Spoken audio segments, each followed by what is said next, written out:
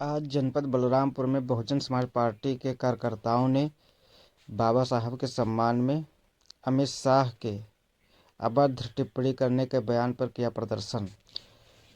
Bahujan Samaj party के बड़े नेताओं के साथ छोटे बड़े कार्यकर्ता रहे मौजूद और चलाने का काम किया है। हमारे भाग्य विधाता है, समाज के भाग्य विधाता है, उनके नाम का अपमान किया है, उनको अमर्यादित टिप्पणी की है होकर और ये विरोध प्रदर्शन करने आए हैं कि जब तक अमित शाह इस्तीफा न दे और कहे हुए शब्दों को वापस न ले तब तक बहुजन समाज पार्टी का एक भी बच्चा बाबा साहब के सम्मान में बैठने का काम नहीं करेगा।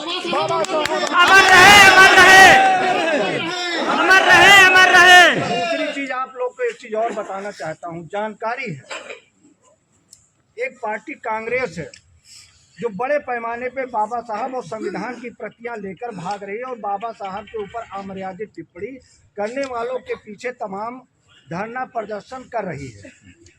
साथियों, इन्होंने बाबा साहब को जब से देश की आज़ादी से लेकर आज तक बाबा साहब का अपमान ही किया है, कहीं भी सम्मान नहीं किया।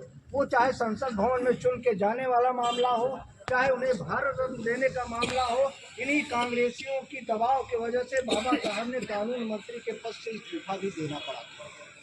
इन्हीं कांग्रेस के लोगों ने बाबा साहब का कहीं नाम नहीं लिया, यहाँ तक संसद भवन से उनकी मूर्ति भी हटाने का काम ही कांग्रेसियों ने।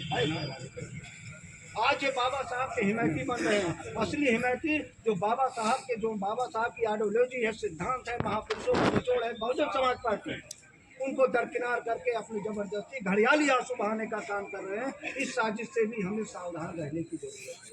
दूसरे नंबर पे समाजवादी पार्टी, जिन्होंने हमारी पार्टी के बनने के बाद चार बार रही माननीय बहन जी की सरकार में